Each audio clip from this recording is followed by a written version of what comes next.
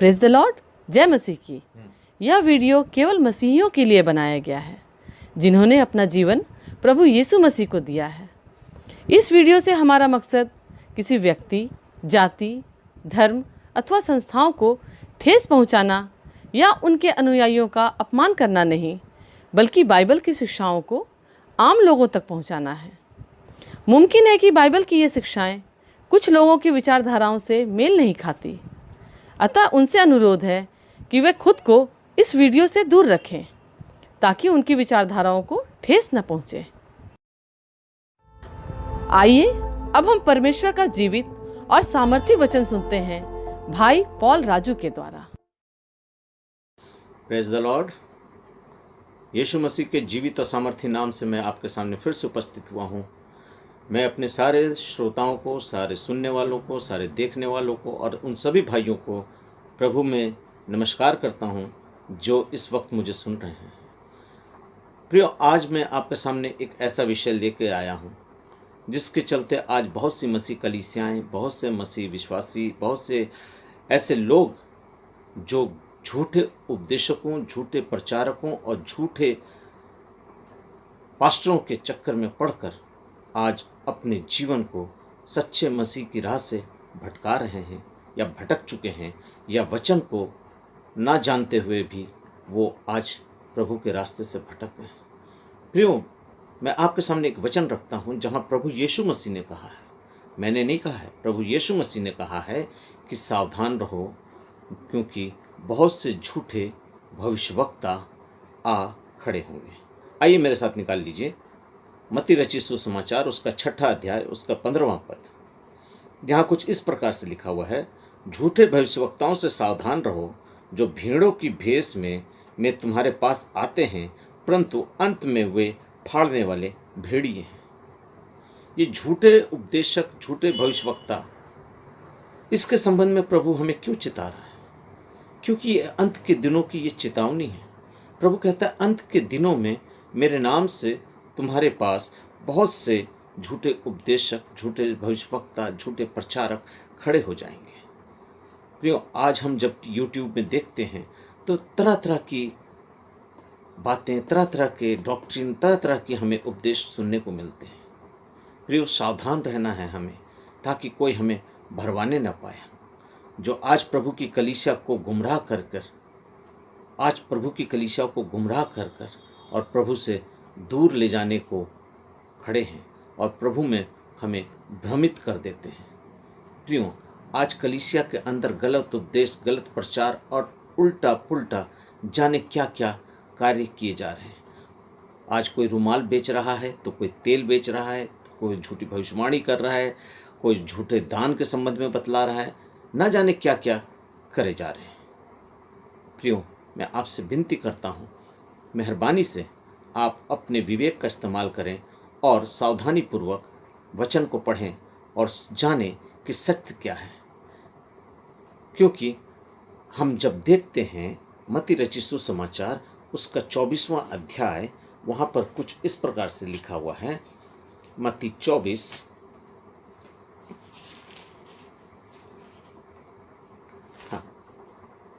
24 और उसके 24 और 25वें पद में लिखा है, क्योंकि झूठे मसीह और झूठे भविष्यवक्ता। ये झूठे मसीह कौन है? प्रभु यहाँ कहता है झूठे मसीह और झूठे भविष्यवक्ता उठ खड़े होंगे और बड़े बड़े चिन्ह और अद्भुत काम दिखाएंगे, यदि हो सके तो चुने हुओं को भी भरमा देंगे। प्रियो, आज हम मसीह के अंदर में परमेश्वर की ज्ञान की बातें तो कम, किंतु अपने स्वार्थ की बातों को हम ज़्यादा तवज्जो दे के बैठे हैं। आज कलीसियाओं में लोग प्रभु का प्रचार के लिए नहीं, प्रभु की अंदरूनी बातों के लिए नहीं, वचन की बातों के लिए नहीं, अपनी आशीषों के लिए, अपनी आवश्यकताओं के लिए, अपनी चंगाइयों के लिए और अपनी सुविधाओं के लिए कलीसियाओं में जाते हैं। ये बहुत दुख की बात है कि आज हम प्रभु को छोड़कर प्रभु की कलीसिया के अंदर अपने स्वार्थ के लिए जाते हैं, और इन्हीं स्वार्थ के चलते जो लोग हैं, या उनको हम कह लीजिए जो उस समय हमारे अगुवा होकर खड़े हैं, चाहे वो भविष्यवक्ता के रूप में खड़े हो जाएं, चाहे प्रचारक के रूप में खड़े हो जाएं या पास्टर के रूप में खड़े हो जाएं, वो हमें भेड़िए के समान, फाड़ने वाले भेड़िए के समान मेरे ऊपर नज़र रखते हैं, जिससे हम बहुत अच्छा पास्टर, बहुत अभिषिक्त मनुष्य, बहुत अच्छा इंसान समझते हैं। अंत में वो फाड़ने वाले भेड़िए के समान हमारे ऊपर आ खड़े होते हैं।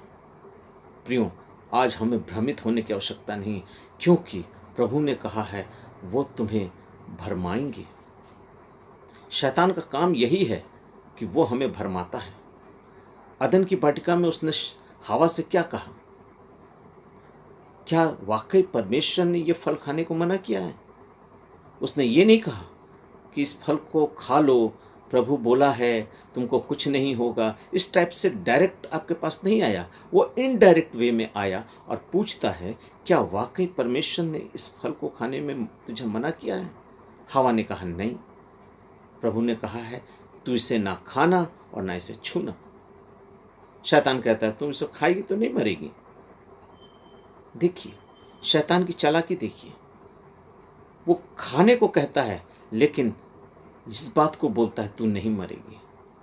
आज भी वचन को तोड़कर मरोड़कर उसकी बातों को इधर उधर से लाकर आज ऐसे ऐसे लोग आ गए हैं जो हमें ये बतलाने की कोशिश करते हैं कि वचन ये कहता है, लेकिन हकीकत में प्रभु कहता है कि सावधान रहो कि अंत के दिनों में मेरे नाम से बहुत ऐसे झूठे उपदेशक, बहुत ऐसे झूठे प्रचारक, बहुत ऐसे लोग निकल आएंगे जो भेड़ों के खाल में भेड़िए होंगे। हाँ प्रियो, आज ऐसे बहुत से लोग हैं जो भेड़ों की खाल में तो बैठे हैं और अपनी दुकानों को चला रहे हैं।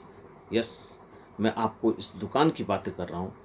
कहने का मतलब है उस माध्यम से वो अपनी मिनिस्ट्री को चला रहे हैं, लाइक ए बिजनेस। उस बिजनेस के माध्यम से वो अपना ब्रांड एम्बेसडर जो बना के रखे हैं वो है पवित्र आत्मा। पवित्र आत्मा को अपना ब्रांड एम्बेसडर बना के ये बिजनेस कर रहे हैं। मसीहों को सिर्फ आशीष, चंगाई और न जाने कौन कौन सी आशीषों के बरकत उनके पास निकलती है। प्रियो, आपको मालूम होना चाहिए कि 9 वरदानों में से ये जो भविष्यवाणी का वरदान है ये सबसे सहज और आसान वरदान है, क्योंकि अगर आप चंगाई का वरदान पाते हैं तो चंगाई करते हैं तो आप तुरंत उसका रिजल्ट देखते हैं। अगर आप अन्य भाषा का वरदान पाते हैं तो आपका अन्य भाषा आपके मुंह से निकलता है तो आप तुरंत समझ जाते हैं। लेकिन ये भविष्यवाणी का वरदान एक ऐसा वरदान है जो साथ साथ नहीं होता है, इसको कई महीने, कई दिन, कई साल लग जाते हैं। अगला बोलकर तो चला जाता है लेकिन उसको प्रकट होने में बहुत दिन लगते हैं, और ऐसा भी समय आता है जब ये प्रकट होता भी नहीं है। आपको प्रभु आशीष कर रहा है, आपके घर में बरकत उतर रही है। आप ये रुमाल ले जाइए, आप ये नमक ले जाइए, आप ये तेल ले जाइए, इसको मलिए, इससे आपके घर में ये हो जाएगा, आपके शरीर में वो हो जाएगा, ये हो जाए, जाने क्या क्या। और आज हम मसीह सिर्फ इन्हीं कारणों से आते हैं कि हमें सिर्फ आशीष चाहिए, सिर्फ आशीष चाहिए, चाहे अपने घर की, अपने बच्चों की, अपनी रोजी रोजगार की, अपनी सारी उन सुविधाओं के लिए आशीष ही चाहिए। और शैतान आज इसी आशीष का फंडा दिखलाकर आज हम मसीहों को बरगला रहा है। आज बहुत से ऐसे पापा लोग निकल चुके हैं जो अपनी दुकान खोलकर बैठे हैं, हम जैसों को बेवकूफ़ बनाकर अपना बिजनेस चला रहे हैं। आज उनके पास प्रॉपर्टी करोड़ों अरबों रुपए की है और जिसका कनेक्शन बाहर कहीं से जुड़ा हुआ है। हाँ प्रियो, वचन कहता है सावधान रहो, ऐसा ना हो कि कोई तुम्हें भ्रमित करे। आज हमें भ्रम में आने की आवश्यकता नहीं है। वचन मेरे हाथ में रखा गया है, वचन हमें दिया गया है, इस वचन को हमें पढ़ना है। क्या परमेश्वर की आशीष हमें कुछ खरीदने से मिलेगी? अगर मैं उनका रुमाल खरीदूंगा तब मुझको आशीष मिलेगी? मैं उनका तेल खरीदूंगा, मैं उनका घड़ी खरीदूंगा, मैं उनके और भी जो सेवकाई के नाम पर चलाते हैं मैं उनको खरीदूंगा तो क्या मुझको मिलेगी? ऐसा नहीं है। प्रभु ने कहा ये अंत के दिनों में है, जो मेरे नाम से बहुत से आश्चर्य कर्म करेंगे। आज लोग आश्चर्य कर्मों को देखकर ही अपना विश्वास बदल देते हैं। वो आश्चर्य कर्म करेंगे और ऐसा होगा कि वो स्वर्गदूतों का भेष बना लेंगे। पौलुस कहता है दूसरा कुरिन्थियों उसका 11वां अध्याय उसके 13वें, 14वें और 15वें पद को मैं आपके सामने पढ़ रहा हूँ, मेहरबानी से सुन लीजिए। दूसरा कुरिन्थियों 11 उसका 13, 14 और 15, वहाँ कुछ इस प्रकार से लिखा है, क्योंकि ऐसे लोग झूठे प्रेरित और छल से काम करने वाले और मसीह के प्रेरित का रूप धरने वाले हैं। यह कुछ अचंभे बात नहीं, क्योंकि शैतान आप भी ज्योति में स्वर्गदूत का रूप धारण कर सकता है। इसलिए यदि उसके सेवक भी धर्म के सेवकों का सा रूप धरें तो कोई बड़ी बात नहीं, परंतु उनका अंत उनके कामों के अनुसार होगा। प्रियो, आज हम बहुत कुछ चिन्ह देखते हैं, बहुत से चमत्कार देखते हैं। मैं ये नहीं कह रहा हूँ कि चमत्कार गलत है। यीशु मसीह ने भी चमत्कार किया।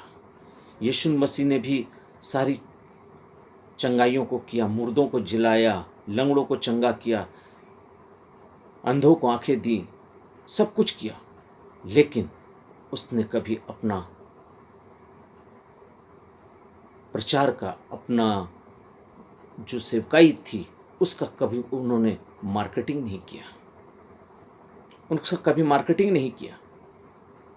आज कलीसियाओं के अंदर बड़ी बड़ी सभाओं में बड़े बड़े लाइट लगा के, बड़े बड़े बैनर के नीचे रॉक म्यूज़िक के माध्यम से उन प्रचारकों को प्रपोज किया जाता है, प्रोड्यूस किया जाता है, उनको सामने लाया जाता है।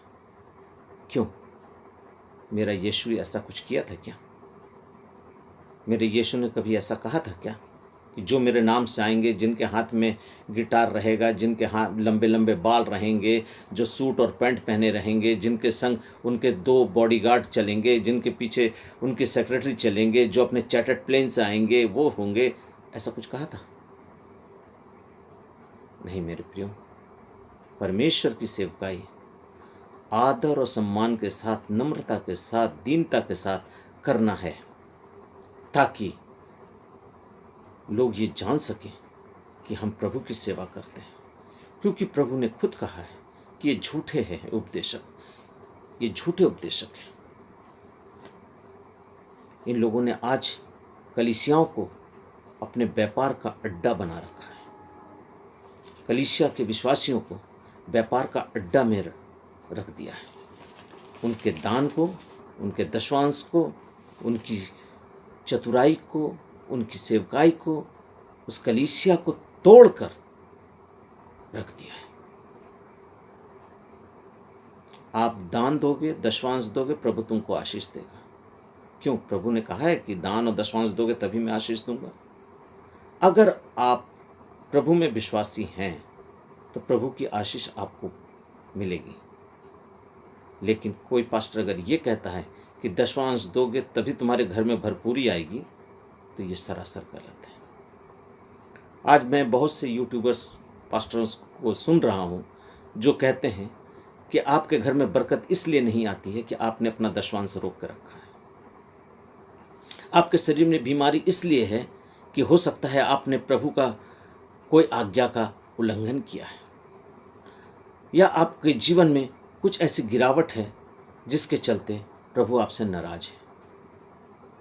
हाँ, हम पापी हैं, हमसे पाप होता है और हम पाप करते हैं, शायद वो भी करते हैं, लेकिन आज उनके पास इतनी सुविधाएं, इतना बल, इतनी सामर्थ्य है सांसारिक, जिसके चलते वो अपने आप को काफ़ी सामर्थ्यशाली समझते हैं, सामर्थ्यवान समझते हैं, सामर्थ्य से भरा हुआ समझते हैं।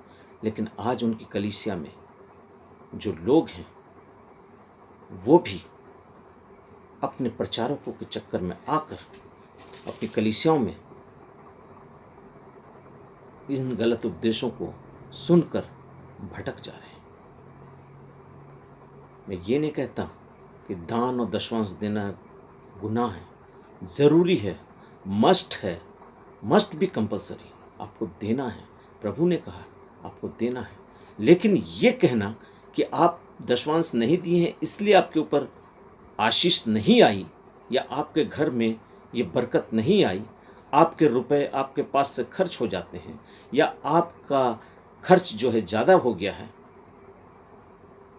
ये बात मेरे को समझ में नहीं आती। क्या हमारा प्रभु पॉलिसी रख लेके आया है? LIC पॉलिसी लेके आया है? आप दोगे इतना जमा करोगे, रिटर्न बैक मनी पॉलिसी में आपको इतना रिटर्न आपको मिलेगा। प्रभु ने कहा कि तुम लोगों ने मेरे घर को डाकुओं का खो बना रखा है, बिजनेस का अड्डा बना रखा है।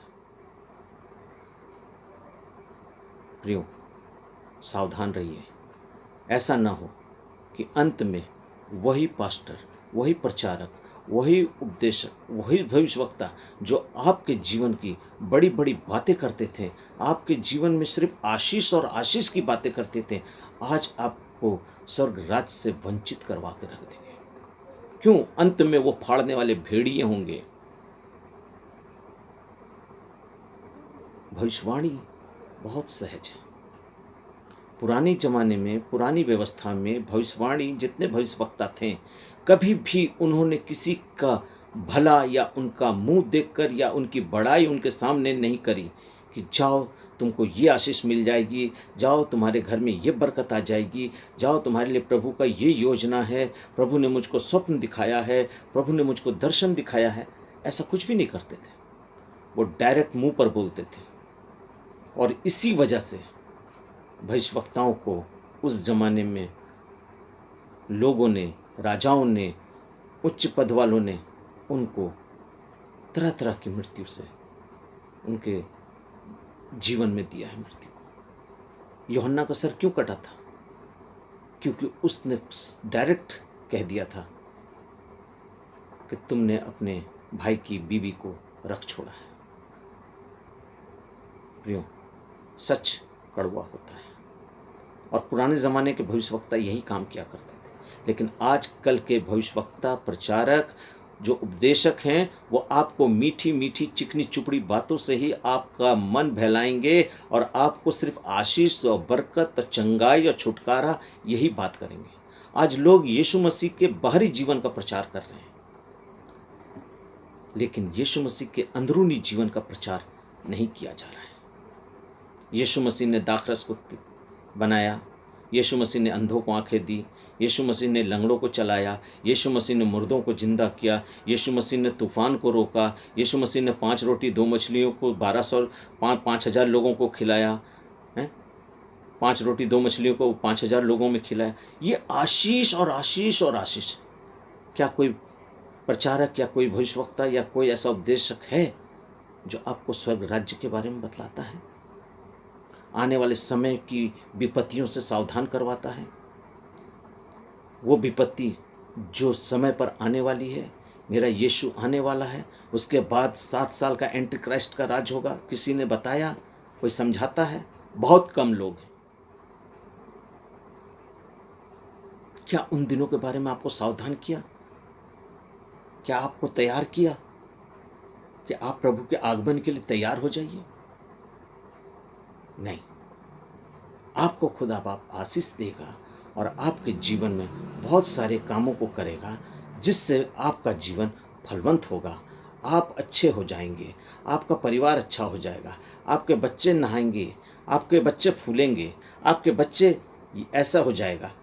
ये सारी आशीषें मिलती रहेंगी, लेकिन अंत में आपका जीवन क्या होगा? प्रियो, आजकल ईसाया में सिर्फ चंगाई और आशीष की बातों से ही हम बरगलाए जा रहे हैं। यही सब चाहिए, यीशु नहीं चाहिए हमें। यीशु नहीं चाहिए, यीशु का क्रूस नहीं चाहिए, हमें चंगाई चाहिए। मेरे पेट में दर्द है, मैं लंगड़ा हूँ, मैं बहरा हूँ, मैं काना हूँ, मैं लूल्हा हूँ, मुझको ये तकलीफ़ है, मुझको ये बीमारी है, बस मुझको यीशु चंगा करते हैं। जब चंगाई मिल जाती है उसके बाद फिर वो यीशु को नहीं जानते। ये इन दिनों की बात नहीं है, ये उस ज़माने की भी बात है कि जिस समय प्रभु यीशु मसीह 38 बरस के रोगी को चंगा करते हैं और कहते हैं कि जा फिर पाप न करना। और जब वही व्यक्ति उसको मंदिर में दोबारा मिलता है तो प्रभु ने कहा कि तू तो चंगा हो गया था, जा, ऐसा ना हो कि फिर तू वो पाप करे, नहीं तो इससे भी बड़ी विपत्ति तुझ पर आ जाएगी। आप मेरे साथ निकाल लीजिए यूहन्ना 5 उसके अध्याय को पढ़िएगा। यूहन्ना 5 अध्याय को पढ़िएगा, वहाँ 38 वर्ष के रोगी का वृत्तांत है। वहाँ पर आप सुन सकते हैं कि प्रभु ने क्या कहा था। आज मैं कुछ ऐसे पास्टरों की, ऐसे उपदेशकों की और ऐसे लोगों की लिस्ट आपको बतला रहा हूँ जो आपको बहकाते हैं, और उनका ये सिंबल है, उनका ये चिन्ह है जिससे आप उसको समझ सकते हैं। आपको भविष्यवक्ता का वरदान है, भविष्यवाणी का वरदान है, तो ठीक है, आप उसको ऐसे प्रकट कीजिए ताकि वो बातें तुरंत की तुरंत प्रकट होने लगे। और यही एक वरदान है जिसको हम परख सकते हैं। उन 9 वरदानों में एक परखने की भी आत्मा का वरदान है। आप प्रभु से बोले कि प्रभु मुझे परख का आत्मा का वरदान दीजिए, परखने का वरदान दीजिए, ताकि मैं परखूं, जानूं कि कौन सच्चा है और कौन झूठा है। क्योंकि भेड़ के खाल में भेड़िए आते हैं। सब समझते हैं कि ये भेड़ आ रहा है, लेकिन उसके ऊपर से अंदर में वो भेड़िया होता है। शैतान भी डायरेक्ट हवा के पास नहीं आया, शैतान सांप के अंदर से हवा के पास गया। क्यों? क्योंकि सब जानवरों में, सब जंतुओं में शैतान उसको चुना, इसलिए कि वो सांप जो था वो चालाक था, नंबर 1। नंबर 2, वो हवा से बहुत मिला हुआ था, हवा के संग रोज वो मिलता था, बात करता था। इसीलिए शैतान ने हवा से आकर कहा, क्या वाकई परमेश्वर ने इस फल को खाने को मना किया है? प्रियो, मैं कुछ तरीके बतला रहा हूं, आप झूठे उपदेशकों को, झूठे प्रचारकों को, झूठे पास्टर्स को आप पहचान सकते हैं। पहला नंबर, चमत्कार का वो सहारा लेंगे। प्रियो, ये चमत्कार का सहारा लेकर बाइबल बतलाती है कि वो आसमान से स्वर्गदूतों का भेष बनाकर आपके सामने प्रकट कर देंगे। जैसा कि मैंने पढ़ाया आपको, दूसरा कुरिन्थियों उसका 11वां अध्याय और उसके 13वें पद में लिखा है, क्योंकि ऐसे लोग झूठे प्रेरित और छल के काम करने वाले और मसीह के प्रेरित के रूप में धरने वाले हैं। यह कुछ अचंभे की बात नहीं, क्योंकि शैतान आप भी ज्योति में स्वर्गदूत का रूप धारण कर सकता है। शैतान इनके लिए कुछ भी काम कर सकता है।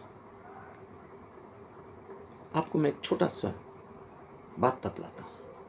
जिस समय मूसा फिरौन के सामने गया इसराइलियों को लेकर निकलने के लिए कि हमारे लोग हैं, इन्हें तुम छोड़ दो, परमेश्वर ने कहा था कि तुम इस लाठी के बदौलत जाओ और इस लाठी के द्वारा तुम चमत्कार करोगे। मूसा ने फिरौन के सामने उस लाठी को फेंका, फेंकने से वो लाठी सांप हो गई। फिरौन ने कहा, बस ये तो मेरे जादूगर भी कर देते हैं। उनने अपने जादूगरों को बुलाया और फिरौन के जादूगरों ने लाठी फेंकी, वो भी सांप बन गया। मूसा की भी लाठी में सांप बना, फिरौन के जादूगरों की भी लाठी से सांप बना। अब आप ये बताइए, क्या दोनों ही जगह परमेश्वर काम किया? नहीं, परमेश्वर मूसा के साथ था, लेकिन शैतान जो था वो उन जादूगरों के साथ था। वो भी आश्चर्य कर्म कर सकता है, वो भी चमत्कार कर सकता है। आज बहुत से तांत्रिक, बहुत से बाबा, बहुत से गुनी बहुत कुछ ऐसा करते हैं जिसको लेके लोग भ्रमित हो जाते हैं। मसीही लोग भ्रमित हो जाते हैं। जो आज मसीह में दृढ़ नहीं है वो भी आजकल उन बाबाओं के चक्कर में पड़े हुए हैं, सूता और ताबीज लेकर अपने विश्वास को खोए हुए हैं। चमत्कार चाहिए उनको। प्रियो, इस चमत्कार के चक्कर में आप अपनी आत्मिकता को मत खोइए। पौलुस के जीवन में, पतरस के जीवन में जितने उनके चेले हुए, हर एक के जीवन में दुख, तकलीफ, मुसीबत, कठिनाई सब कुछ आया। सब रक्त गवाह बन के मरे, सिर्फ यूहन्ना को छोड़ के, क्योंकि वो पतमुस टापू में था और वहीं वो मरा। लेकिन जितने चेले थे सब रक्त गवाह होकर मरे।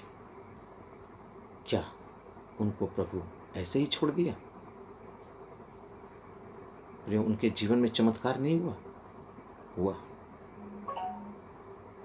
पतरस के रुमाल से रोगी चंगा हो गया।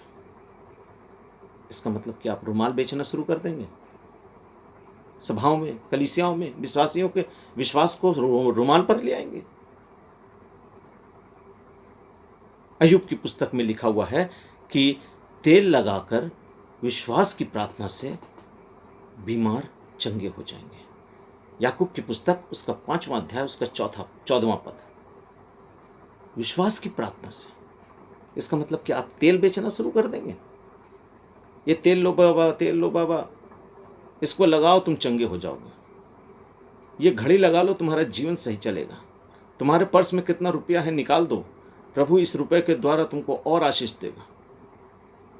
ये सब ढोंग, तमाशा और लूटने का जो बिजनेस बना के रखे हैं आज लोगों ने ना, इससे हमारी मसीहत दिन पर दिन गिरती चली जा रही है।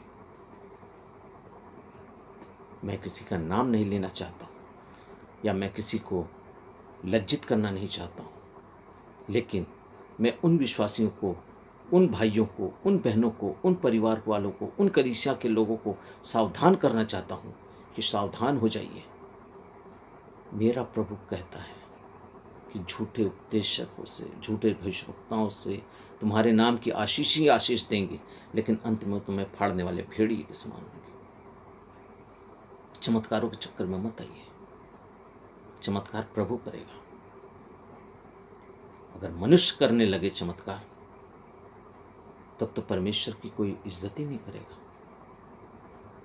और वो इन चमत्कारों के पीछे में पवित्र आत्मा को अपना ब्रांड एम्बेसडर बना के चलते हैं। पवित्र आत्मा कर रहा है। अगर पवित्र आत्मा चंगाई कर रहा है तो वो इंसान दोबारा बीमार नहीं पड़ेगा। आज प्रभु के नाम से आप भी अगर किसी पर हाथ रखेंगे तो वो चंगा हो जाएगा। क्योंकि मरकुस 16 उसका 15 से 20 के बीच जब आप पढ़ेंगे तो वहाँ पर लिखा है, उद्धार पाए हुए लोगों का ये चिन्ह होगा कि वो मेरे नाम से दुष्ट आत्माओं को निकालेंगे। उद्धार पाए हुए लोगों के जीवन से ये चिन्ह होगा। आप अगर उद्धार पाए हैं तो आप भी चंगाई कर सकते हैं। चंगाई का कोई अपना ठेका नहीं है। जो उद्धार पाए हुए लोग वो चंगाई कर सकते हैं, वो दुष्ट आत्माओं को निकाल सकते हैं। मैं पढ़ दे रहा हूँ आपके लिए, मेरे हाथ साथ निकाल लीजिए। मरकुस रचित सुसमाचार उसका 16वां अध्याय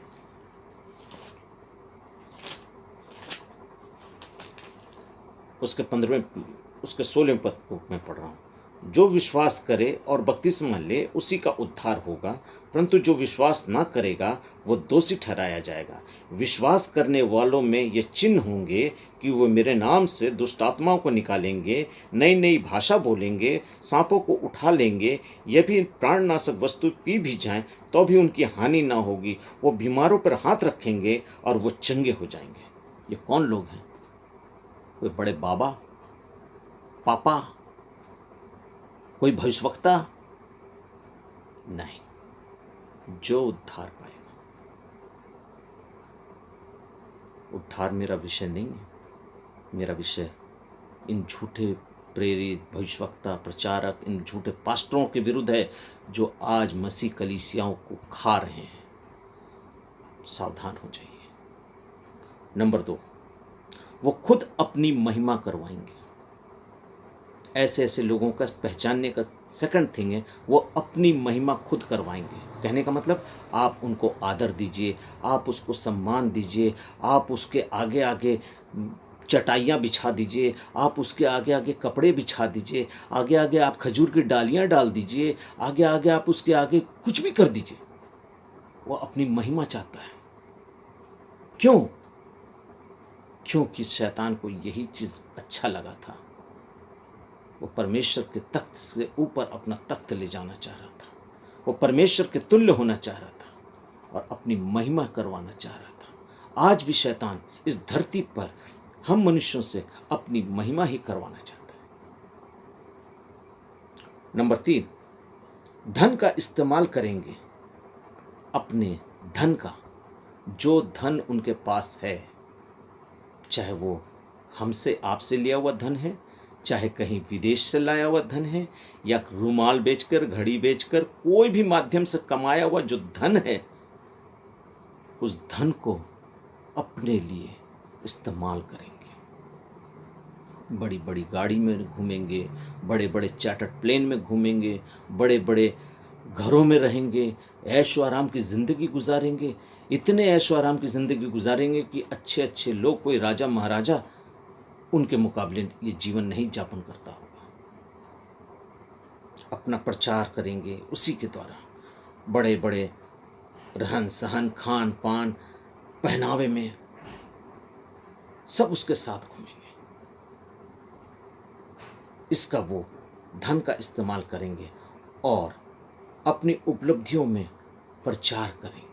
चौथा, अपनी उपलब्धियों का प्रचार करेंगे। मैंने 50 कलीसिया खड़ा कर दी है, मैंने 5000 लोगों को चंगाई दी है, मैंने 2000 लोगों को बपतिस्मा दिया है, मैंने ये करवाया है, मैं प्रभु से बात करता हूँ, प्रभु मुझको स्वप्न में दिखलता है, प्रभु मुझको दर्शन देता है। इस तरह की बातों को करके अपना महिमा करवाएंगे, जो शैतान खुद चाहता था कि लोग मेरी स्वर्ग में मेरी महिमा हो। उसने कहा, एक ही शब्द कहा, मैं अपना सिंहासन। ये मैं शब्द जब मेरे जीवन में आ जाता है, तब हम सब कुछ को नीचे रखकर उसके ऊपर खड़े होकर अपनी महिमा के लिए अपने आप को परमेश्वर के तुल्य कर देते हैं। क्योंकि परमेश्वर ने कहा, मैं जो हूँ सो हूँ, अर्थात मैं परमेश्वर हूँ, मेरे सिवा और कोई नहीं। तो हम उसके तुल्य अपने आप को कर देते हैं। प्रियो, हमें सावधान रहना है। आज कलीसिया के अंदर इस तरह का प्रचार, इस तरह का कार्यक्रम, इस तरह का बीज बोया जा रहा है, जिसके चलते आज हमारा विश्वास जो है वो आजकल ऐसे ऐसे पापाओं पर, ऐसे ऐसे बाबाओं पर, ऐसे ऐसे लोगों पर ठहर गया है कि हम अपने यीशु को भूल गए, जो हमारे लिए क्रूस पर नंगा मरा था।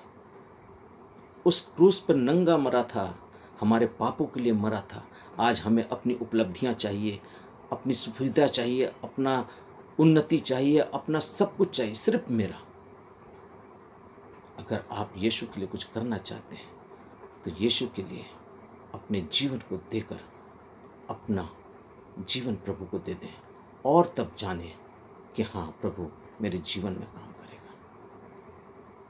आशीष चाहते हैं प्रभु से, प्रभु के लिए काम करें, प्रभु की आज्ञाओं को मानें, उसके वचन को पढ़ें, उस वचन के पीछे चलें, उस वचन में लिखी हुई एक एक बातों को करना शुरू कर दें। आपके जीवन में खुद ब खुद आशीष आ जाएगी। कोई बाबा अगर आपके ऊपर हाथ रख के दुआ करेगा, ज़रूरी नहीं है। कोई मंडली या कोई ऐसी संस्था आपके बच्चों के लिए प्रार्थना करेगी, कोई ज़रूरी नहीं है। आज बहुत से ऐसे लोग हैं जो पैसा देकर प्रार्थनाओं की, आराधनाओं की सेवकाई करते हैं। बहुत शर्म की बात है कि आज ऐसे ऐसे लोग हमारे बीच उपस्थित हैं जो इस तरह की सेवा करते हैं। प्रियो, मैं आपको कुछ बाइबल के चंद पद पढ़वाकर मैं इसको ख़त्म करना चाहता हूँ, क्योंकि मैं नहीं चाहता कि आप लोग ऐसे सुंदर वचन के साथ वंचित हो जाएं। आइए मेरे साथ निकाल लीजिए यिर्मयाह की पुस्तक, उसका 14वां अध्याय। यिर्मयाह 14, उसका 14 और 15 पद मैं आपके लिए पढ़ूंगा। यिर्मयाह 14, उसका 14 और 15 पद कुछ इस प्रकार से लिखा है। तब यहोवा ने मुझसे कहा, हे ये भविष्यवक्ता मेरा नाम लेकर झूठी भविष्यवाणी करते हैं, ध्यान से सुनिएगा। मैं अब कुछ वचन आपके सामने पढ़ रहा हूँ जो आपके लिए बहुत ही ज़्यादा इम्पोर्टेंट है, और इस वचन को आप अपने वचन में खोज के, बाइबल में खोज के पढ़िएगा और आशीषित होइएगा, क्योंकि परमेश्वर बात कर रहा है। मैं ब्रदर पॉल राजू आपसे बात नहीं कर रहा हूँ, ये परमेश्वर का जीवित वचन आपसे बात कर रहा है। और सुनिए वो ऐसे ऐसे लोगों के लिए क्या क्या बातें करता है। सुन लीजिए, मेरे साथ निकाल के रखिएगा। यिर्मयाह की पुस्तक, उसका 14वां अध्याय, उसका 14वां पद से मैं पढ़ रहा हूँ 15वां पद तक। तब यहोवा ने मुझसे कहा, ये भविष्यवक्ता मेरे नाम को लेकर झूठी भविष्यवाणी करते हैं। मैंने उसको ना तो भेजा और ना कोई कुछ आज्ञा दी और ना उससे कोई भी बात कही।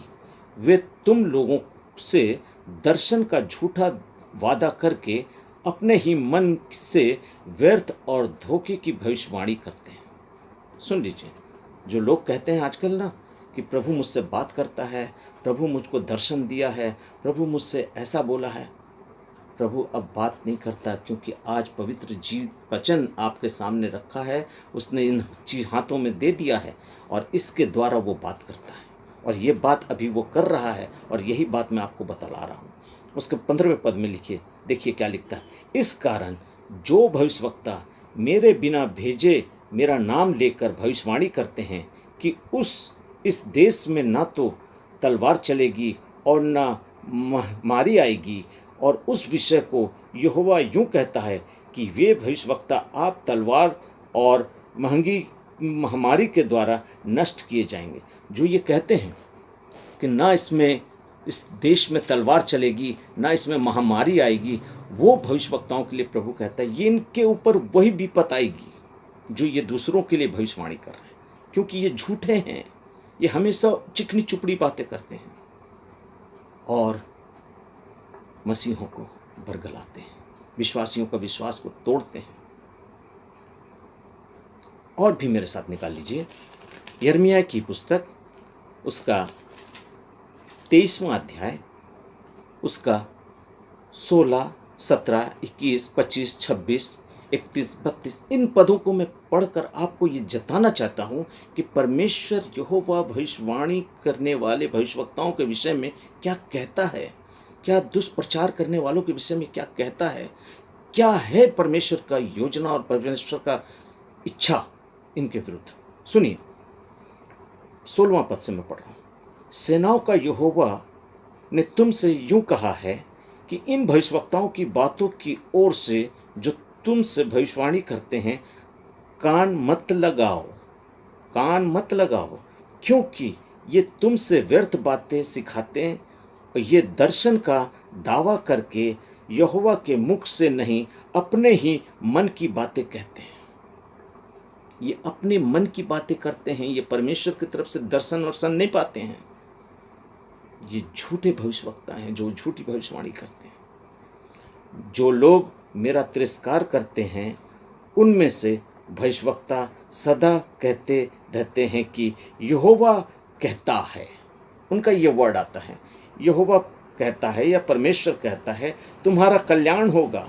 और जितने लोग अपने होठों ही पर चलते हैं, जितने लोग अपने हठ पर ही चलते हैं, उसे ये कहते हैं तुम पर कोई विपत्ति ना आने पाए।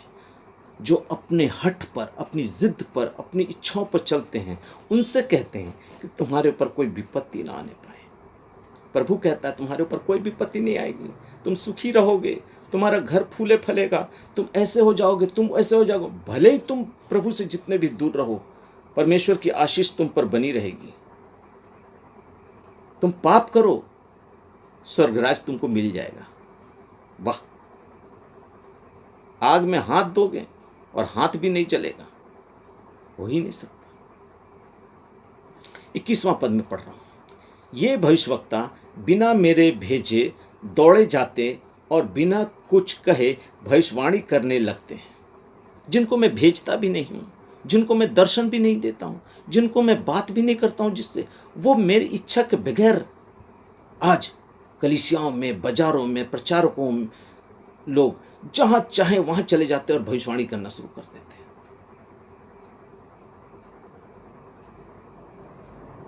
ज़्यादा ना बोलते हुए मैं थोड़ा कर रहा हूँ। 25वां पद पढ़ रहा हूँ मैं। मैंने इन भविष्यवक्ताओं की बातों को भी सुनी है, जो मेरे नाम से यह कर झूठी भविष्यवाणी करते हैं कि मैंने स्वप्न देखा है। स्वप्न, मैंने स्वप्न देखा है। प्रभु कहता है ये झूठ बोल रहे हैं, ये बहका रहे हैं, ये बरगला रहे हैं तुमको, ये तुम्हारे विश्वास को तोड़ रहे हैं कि मैंने स्वप्न देखा है, प्रभु मुझसे बात करता है, प्रभु कल मुझसे बात किया, प्रभु मुझसे आज रात में बात किया। प्रियो, सावधान हो जाइए ऐसे ऐसे लोगों से, ऐसे ऐसे पास्टरों से, क्योंकि आज प्रभु बात नहीं करता है। उसने अपना जीवित वचन लिखकर हमारे हाथों में दे दिया। उसको जितना बोलना था उसने सब कुछ इसमें लिख दिया। आज इस वचन के माध्यम से वो बात करता है। वो चाहे विश्वासी हो, चाहे पास्टर हो, चाहे बहुत बड़ा इवेंजलिस्ट हो, चाहे बहुत बड़ा उपदेशक हो, चाहे जो हो, आज ये वचन उसके साथ बात करता है। प्रभु से बात करना बंद हो गया है। यीशु मसीह आए, उसने अपने पिता की इच्छाओं को प्रकट कर दिया और क्रूस पर कहा पिता पूरा हो गया, अब जरूरत नहीं है, अब मैं पूरा कर चुका हूं। आने वाले दिनों के बारे में, होने वाले समय के बारे में, होने वाली क्रियाओं के बारे में, इन सारी बातों को बाइबल में लिखा हुआ है। इन सारी बातों को इस वचन में लिखा हुआ है कि अंत के दिनों में क्या होगा। और आज एक एक भविष्यवाणियाँ पूरी हो रही हैं और प्रभु के आने का दिन दिन पर दिन निकट होते जा रहा है। हम अपने ऐश और आराम में, अपने जीवन में मस्त हैं।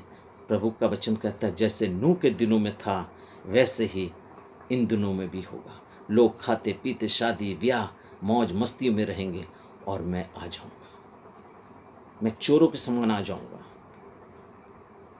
चलिए आगे देखते हैं।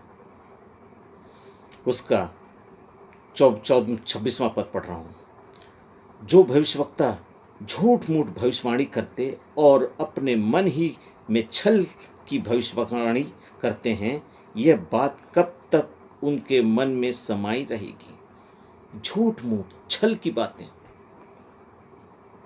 धोखा देने वाली बातें, धोखा देने वाला प्रचार, धोखा देने वाली कामों को प्रभु के नाम से प्रकट करते हैं। 31वें पद को पढ़ते हैं। फिर यहोवा की यह वाणी है कि जो भविष्यवक्ता उसकी यह वाणी है कि झूठी वाणी कहकर अपनी जीभ हिलाते हैं, मैं उसके विरुद्ध हूँ। जो प्रभु का नाम लेकर अपनी बातों को प्रभु का वचन कहकर भविष्यवाणी करते हैं, प्रभु का नाम लेकर अपनी बातों को रखते हैं, प्रभु का नाम लेकर उससे तोड़ते हैं, प्रभु का नाम लेकर उससे लूटते हैं, प्रभु उसके विरुद्ध है। सावधान हो जाइए। ऐसे झूठे भविष्यवक्ता, झूठे प्रचारक, झूठे पास्टर्स, ऐसे लोग, आज सावधान हो जाइए। प्रभु का दंड आपके विरुद्ध है। इस संसार में आप अरबपति पास्टर हो सकते हैं, लेकिन आप इस संसार से जाने के बाद आपकी क्या दशा होगी ये खुदा ही जानता है। प्रियो, 32वां पद पढ़ रहा हूँ। यहोवा की यह वाणी है, जो बिना मेरे भेजे या बिना मेरी आज्ञा पाए स्वप्न देखने का झूठा दावा करते हैं, वो भविष्यवाणी करते हैं और उनका वर्णन अपनी प्रजा को झूठे घमंड में आकर भरमाते हैं, उसके भी मैं विरुद्ध हूँ और उससे मेरी प्रजा के लोगों का कुछ भी लाभ ना होगा। प्रियो, ये परमेश्वर का जीवित वचन कह रहा है। ये परमेश्वर का जीवित वचन कह रहा है कि कलीसिया में लोगों को गलत भरमाकर, उनके दान और दशवांश को लेकर, उनको स्वप्न और दर्शन के झूठे वादे कर कर, पवित्र आत्मा का अभिषेक का वादा कर कर और पवित्र आत्मा को अपना ब्रांड एम्बेसडर बनाकर प्रस्तुत करना बंद कर दीजिए, क्योंकि पवित्र आत्मा सर्वप्रिय है। वो परमेश्वर का आत्मा है। परमेश्वर जब चाहता है जिसके ऊपर भेजता है।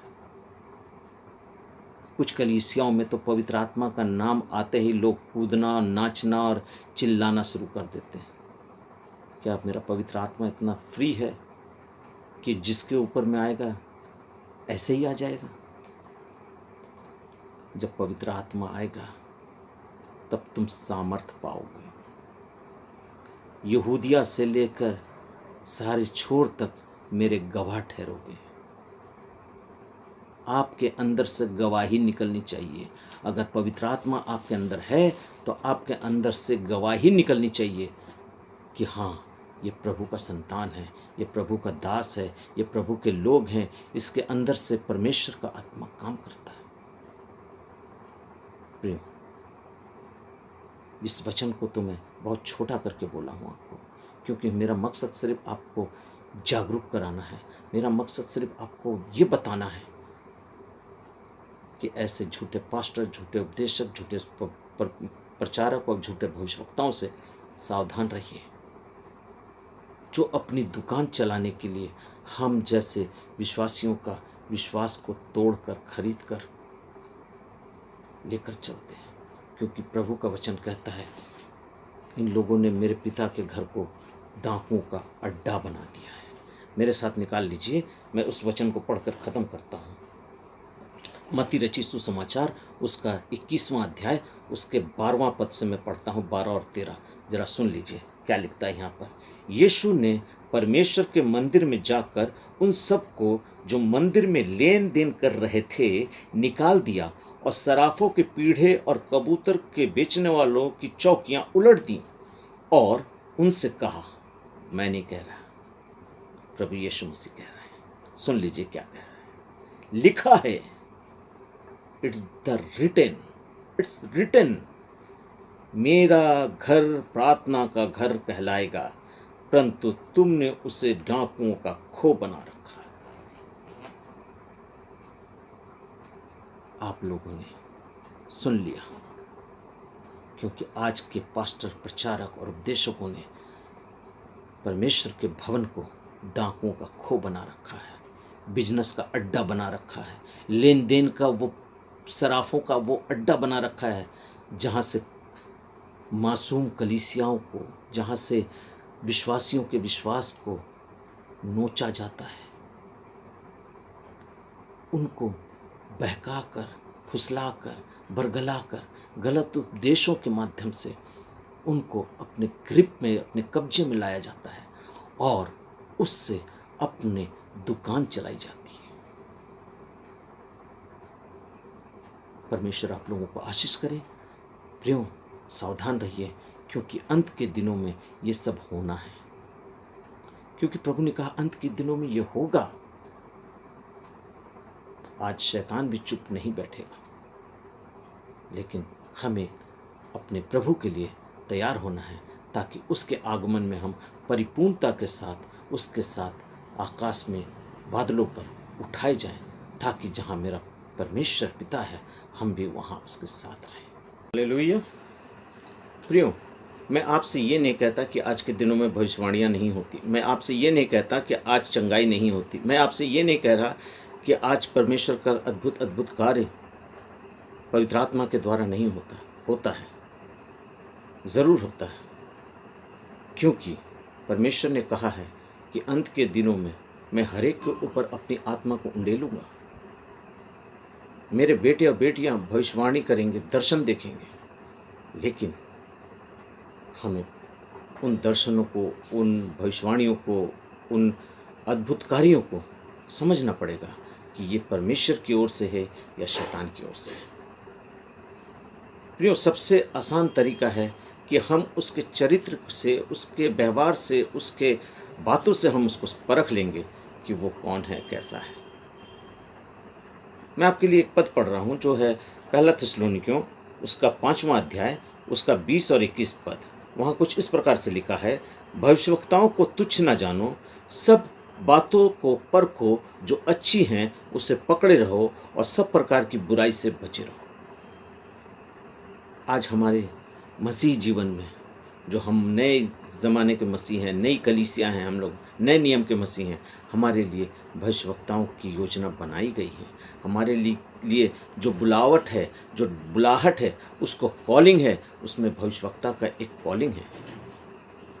आप पढ़ के देखिएगा इफिसियों की पुस्तक, उसका 4 अध्याय, उसका 11वां पद कुछ इस प्रकार से लिखता है, उसने कुछ को प्रेरित नियुक्त करके और कुछ को भविष्यवक्ता नियुक्त करके और कुछ को सुसमाचार सुनाने वाले नियुक्त करके और कुछ को रखवाले और कुछ को उपदेशक नियुक्त करके दे दिया, जिससे कि पवित्र लोग सिद्ध हो जाएं, जो पवित्र हैं वो सिद्ध हो जाएं और सेवा का काम किया जाए और मसीह की देह उन्नति पाए। ये मसीह की देह कौन है? ये मसीह की देह हमारी कलीसिया है, हमारे विश्वासी हैं, हम हैं जो नए युग में, आज नए दिन में, नए कलीसिया में हम नए नियम के मसीह हैं, हम मसीह की देह हैं। क्योंकि परमेश्वर का वचन 1 कुरिन्थियों उसका 3 अध्याय उसके 16वें पद में कहता है, क्या तुम नहीं जानते कि तुम परमेश्वर का मंदिर हो? प्रियो, आज हमें अपने आप को सुरक्षित रखना है ताकि शैतान की सारी चालों से हम अपने आप को बचा सकें, सारे चालों से हम अपने आप को बचा सकें। क्योंकि लिखता है 2 पतरस उसका 2 अध्याय उसके पहले वचन में कुछ इस प्रकार से लिखा है, जिस प्रकार उन लोगों में झूठे भविष्यवक्ता थे, उसी प्रकार से उनमें झूठे उपदेशक होंगे, जो नाश करने वाले का पाखंड का उद्घाट करेंगे और छिप छिप कर करेंगे, और उस स्वामी का जिसने उसे मोल लिया है, अर्थात उस स्वामी का जिसने मोल लिया अर्थात यीशु मसीह, उस स्वामी का जिसने मोल लिया है इनकार करेंगे और अपने आप को शीघ्र विनाश की ओर डाल देंगे। प्रियो, आज ये समय आ गया है कि हम अपने परमेश्वर की ओर देखें और अपने परमेश्वर की ओर ताकते हुए एक सच्चे विश्वासी बनकर और परमेश्वर के वचन को पढ़ते हुए, परमेश्वर के वचन के साथ चलते हुए एक नया जीवन अपने आप में तैयार करें। झूठे आडंबरों, झूठे भविष्यवक्ताओं, झूठे प्रचारकों, झूठे उपदेशकों के पीछे ना जाकर हम अपने आप को तैयार करें। क्योंकि 2 तीमुथियुस उसका 4 अध्याय उसके 3 पद को मैं पढ़ रहा हूँ, जो बहुत ही इम्पोर्टेंट है। मैं इसको पढ़ के उसके बाद दुआ करूँगा। वो इस प्रकार है, क्योंकि ऐसा समय आएगा जब लोग खरा उपदेश ना सुन सकेंगे, पर कानों की खुजली के कारण अपनी अभिलाषाओं के अनुसार अपने लिए बहुत से उपदेशक बटोर लेंगे। आज हम अपनी लालसाओं में, अपनी अभिलाषाओं में, अपनी चंगाइयों में हमारे लिए जो अच्छी अच्छी बातें होती हैं, इन सबों को लेते हुए हम आज ऐसे ऐसे बाबाओं के पास, ऐसे ऐसे पापाओं के पास, ऐसे ऐसे लोगों के पास हम अपने आप को गिरवी रख चुके हैं। हाँ मेरे प्रियो, मेरा प्रभु आने वाला है, तैयार हो जाइए ताकि हम उसके राज्य से वंचित ना हो जाएं। इन झूठे उपदेशकों, झूठे प्रचारकों के साथ मिलकर अपने जीवन को नष्ट मत करिए। सबसे पहली बात, जो बातें आपको वचन में मिलती हैं और उनकी बातों से वो वचन मैच खाता है, उसको पकड़े रहिए। जो बातें वचन में नहीं हैं, उनको सरे से खारिज कर दीजिए, चाहे वो कोई भी हो। पौलुस कहता है, मेरे यीशु के अलावा स्वर्ग से उतरा हुआ कोई फरिश्ता भी आकर तुम्हें किसी और यीशु का प्रचार करे तो वो ग्रहण योग्य नहीं है। प्रियो, आज बहुत से ऐसे प्रचारक हैं जो इस वचन को तोड़ मरोड़ कर आप तक पेश करते हैं और आपके आत्मिक जीवन को नष्ट करते हैं। मैं आपसे विनती करता हूँ, मैं किसी को लज्जित करने या उनको उंगली दिखाने के योग्य नहीं हूँ, पर मैं एक प्रभु का दास होने के नाते ये सचेत करना चाहता हूँ कि ये अंत के समय में आप अपने आप को तैयार करें और ऐसे ऐसे लोगों के चक्करों से बचकर अपने जीवित परमेश्वर की ओर अपने ध्यान को दें और उसके साथ एक अच्छा रिश्ता बांधकर अपने आप को अब स्वर्ग राज्य का वारिस बनाएं। आइए हम सब प्रार्थना करें। धन्यवाद देते हैं पिता परमेश्वर इस सुंदर वचन के लिए प्रभु जी, जो आपने हमें दिया। प्रभु, इस वचन के द्वारा तूने बातें की प्रभु, आपका धन्यवाद करते हैं। प्रभु जी, इसके सुनने वालों को हर एक को आशीष कर, ताकि पिता परमेश्वर आपकी देह, आपकी कलीसिया उन्नति पाए और आपने हमारे लिए जो रक्त बहाया है, लहू बहाया है, वो व्यर्थ ना हो। शैतान हमें तेरे राज्य से वंचित ना करने पाए। प्रभु आशीष करिए, अपनी आत्मा के द्वारा हमें चलाइए। यीशु के नाम से मांगते हैं, आमीन।